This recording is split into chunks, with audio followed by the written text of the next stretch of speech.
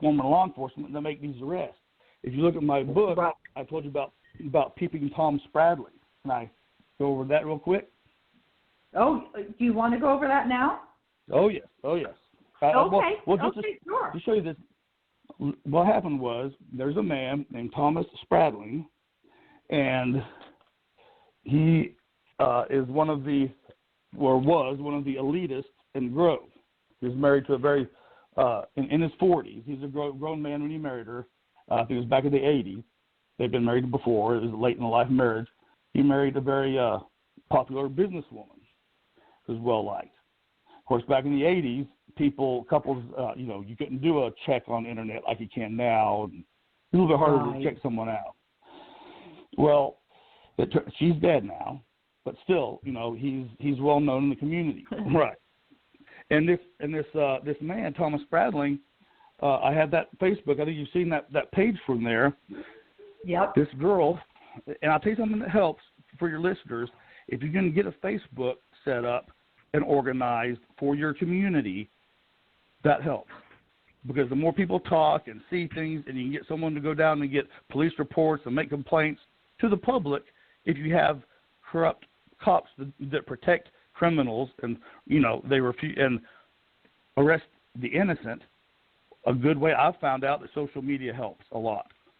But this girl had posted on a local, it's called Delco, SHIT show. Okay, it's not a very classy name, but that's the name of the Facebook page, and enough people are on it that the county seat, the police chief, Shambaugh, he posts on it, official news.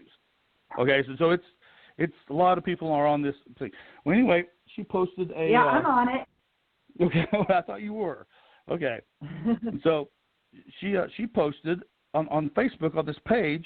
She took a picture of this man, Thomas Spradling, who's about 6'3" and not skinny. He's square-shouldered guy. I forgot how old. I think he's 74, maybe. I can't remember. But he's a big man. He was holding his phone underneath a partition at Walmart, taking pictures of this girl's friend. They was in there changing clothes.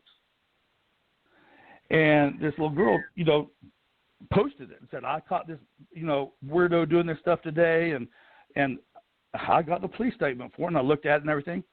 And she didn't know she was doing it, but she performed a citizen's arrest.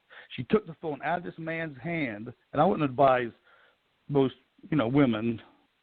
I did not feel comfortable when I made physically comfortable. There's 3 of them when I jumped out. So I'm not saying you have to feel physically safe or secure before you make an arrest, but this girl was, had a lot of spine. She took his phone away from him and wouldn't let him go. She said, "No, you're staying here," and wouldn't let him go. And there are 3 girls. The other one got security for the store. They got cops. They came in there. The local cops here, for the most part, couldn't be better. They're great. They're good guys. They charged them, wrote the statement, took it up. 2 days later, this same girl posted on Facebook that our district attorney, Kenny Wright, was not going to charge the man because it was his first time. That's what she told everybody. Okay? So think about that for a second. And, of course, this man's old. He's not a snitch, but the next best thing to being a snitch in Delaware County is, having political influence.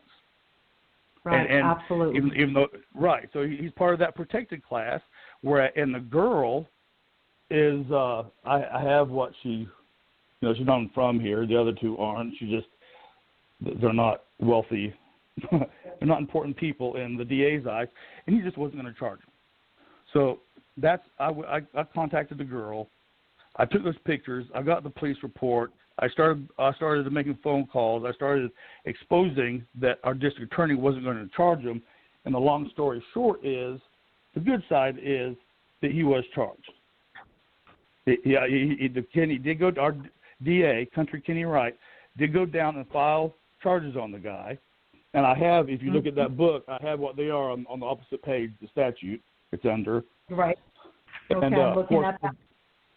Right. Now, if you see that little text box there, it tells you that it's a crime based on sexual deviancy. His name is Tom Spradling, but the actual crime is called Peeping Tom in our statute. Right.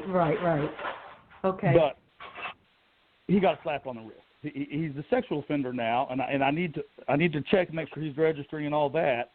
But he got a $300 fine, payable $40 a month. Nick Lellicus, the guy that tried to put me in prison for 10 years, for 5 years. Yeah, the guy was actually from Boston, right? Yeah, he was the prosecutor. Right. So he gave this guy, I don't know what went on behind the scenes, but Peeping Tom he could have been sentenced to $5,000 and a year in jail. Of course, it wasn't our DA's wife that he was taking pictures of. It was a no-account citizen in the DA's mind who didn't matter, and the only reason he went and filed it all is because I told him to, and I embarrassed him, and I went online and investigated and exposed him. So I think that's an interesting story about a little tiny girl that enacted a citizen's arrest. The book starts off with our local state representative, a man named Josh Webb. Men whose boots Kenny is not fit to clean.